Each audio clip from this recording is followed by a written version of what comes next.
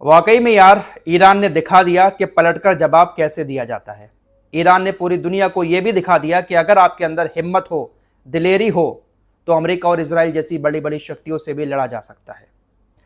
फिलहाल पलटकर जवाब ईरान ने किस तरह से आज फिर अमेरिका और इजराइल को दिया है, आइए आपको दिखाते हैं। दरअसल अपने यहाँ पर जब सुबह हो रही थी तो अमेरिका के अंदर रात हो रही थी, क्योंकि 24 घंटे का वहां पर फर्क है।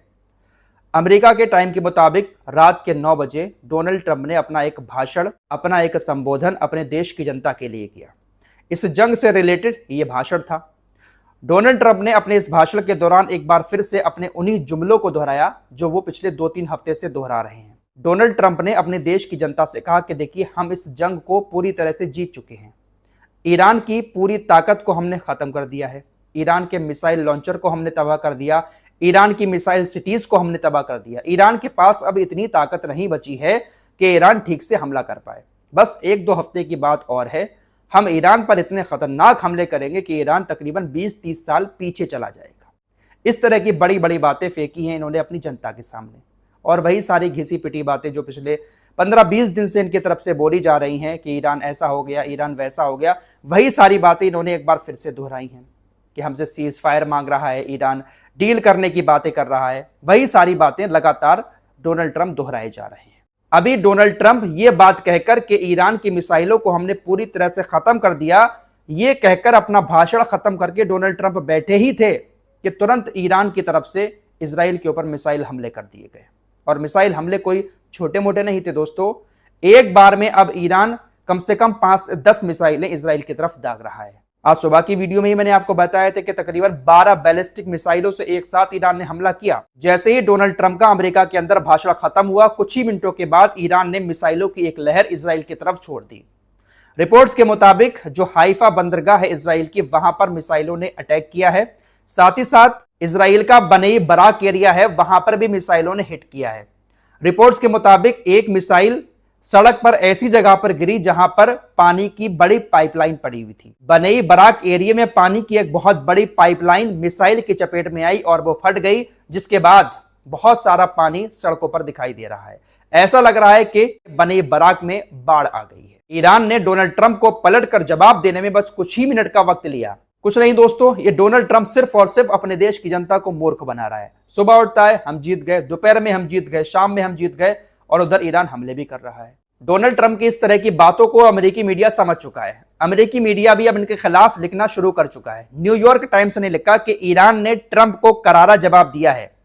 सीज फायर के लिए जो बातचीत चल रही थी उसको ईरान ने ठुकरा दिया।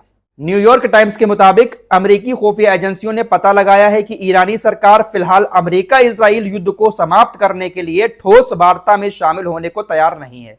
ईरान का मानना है कि वो मजबूत स्थिति में है और जो शर्तें हमारे ऊपर अमेरिका रख रहा है हम उसको नहीं मानेंगे। हालांकि उन्होंने एक ऑप्शन खोल रखा है बातचीत करने का, लेकिन ईरान जबरदस्ती अपने ऊपर अमेरिका की शर्तों को नहीं मानेगा। अमेरिका का सबसे बड़ा अखबार न्यूयॉर्क टाइम्स ये बात लिख रहा है कि बातचीत को पूरी तरह से ईरान ने ठुकरा दिया है। ईरान इस जंग को खत्म नहीं करना चाहता है। वाकई में यार, डोनाल्ड ट्रंप ने अपनी इज्जत का फालूदा बना दिया। इनकी बातों को लोग सीरियस लिया करते थे। इनकी तरफ से कोई बयान आता था तो बहुत बड़ा बयान माना जाता था, लेकिन भाई इन्होंने अपनी इज्जत को पूरी तरह से बेकार कर लिया। दरअसल अमेरिका और इजराइल की सेना ने जो ईरान के अंदर हमले किए हैं, वो ज्यादा हमले ईरान के इंफ्रास्ट्रक्चर को नुकसान पहुंचाने के लिए किए हैं। ईरान की मिसाइल सिटी को तबाह नहीं कर पाए, ईरान के परमाणु ठिकाने को भी ये अभी तक तबाह नहीं कर पाए हैं। इन्होंने सिर्फ और सिर्फ ईरान के बुनियादी ढांचे को तबाह किया है। स्कूलों पर हमले किए हैं, आवासीय बिल्डिंगों पर हमले किए हैं, और अब दवा फैक्ट्रियों को ये लोग निशाना बना रहे हैं ताकि ईरान के अंदर जो भी मरीज है उनको इलाज ना मिल पाए, जो घायल हो रहे हैं उनका भी ठीक से इलाज ना हो पाए और लोग मर जाएं। इजराइल ने यही सब कुछ गाजा के अंदर भी किया था। गाजा में भी तमाम हॉस्पिटल्स को निशाना बनाया था। कल आपको मैंने खबर दी थी कि अमेरिका और इजराइल ने ईरान की एक दवा की कंपनी पर हमला किया जहां पर रॉ मटेरियल बनाया जाता था। कैंसर की दवाएं भी वहां पर बनाई जाती थी।